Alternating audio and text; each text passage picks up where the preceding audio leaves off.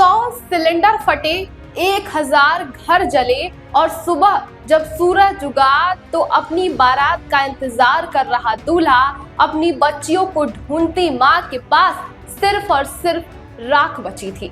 राजधानी लखनऊ का विकास नगर इलाका बुधवार की शाम करीब 4 बजे तक यहाँ जिंदगी अपनी रफ्तार से चल रही थी। मजदूर काम पर गए थे, बच्चे खेल रहे थे, लेकिन एक छोटी सी चिंगारी उठी और देखते ही देखते मौत का तांडव शुरू हो गया। एक के बाद एक 100 से ज्यादा सिलेंडर फटे, धमाकों से पूरी राजधानी दहल गई। 1000 झुग्गियां जो 3 दशकों से यहाँ आबाद थीं, चंद घंटों में शमशान बन गई। जब लोग शाम को काम से लौटे तो वहां घर नहीं, सिर्फ और सिर्फ आग का दरिया था। ये सिर्फ आग नहीं थी, ये गरीबों के अरमानों का कत्लेआम था। इस हादसे ने 2 मासूम जानों को ले लिया। महज 2 साल की 2 बच्चियां आग की भेंट चढ़ गईं। माँ अपनी जान हथेली पर रखकर आग में कूदने को तैयार थी, बेटियों को पुकार रही थी, लेकिन जब सुबह आग शांत हुई तो मिले तो सिर्फ उनकी झुलसी हुई लाशें। अगले सुबह बेटे की बारात जानी थी। कर्ज लेकर खून पसीना कर एक माँ ने खुशियां बटोरी थी, लेकिन आग ने सब कुछ जला दिया। मुहूर्त की वजह से शादी तो हुई, लेकिन माँ का कलेजा फट रहा था कि जिस बहू के स्वागत की तैयारी थी उसे अब लाऊं तो कहां से लाऊं, घर तो बचा ही नहीं।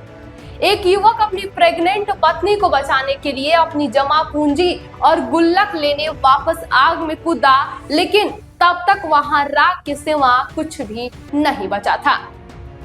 ये 3 घटनाएं हैं जो इस आग की लपट ने छीन लिए हैं इन जिंदगियों को। 8 घंटे तक आग ने कोहराम मचाया। दमकल कर्मियों ने जान की बाजी लगा दी, लेकिन लोगों का आरोप है कि अगर टीम समय पर पहुंचती तो नुकसान इतना बड़ा नहीं होता। 50 से ज्यादा बेजुबान मवेशी, बकरियां, कुत्ते, मुर्गियां जिंदा जल गए। सीतापुर बाईपास के किनारे आबाद ये बस्ती अब सिर्फ एक काला धब्बा बनकर रह गई है।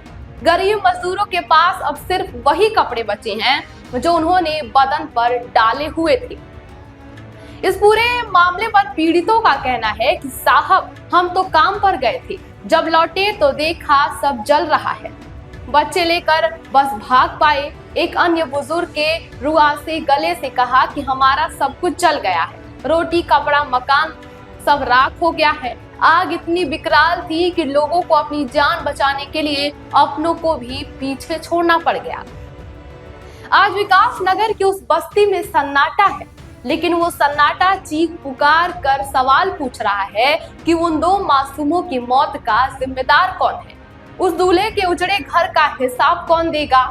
सरकारें मदद का ऐलान करेंगी, मुआवजा भी शायद मिल जाए, लेकिन वो 3 दशक की यादें और वो मासूम जाने क्या कभी लौट कर वापस आ पाएंगी।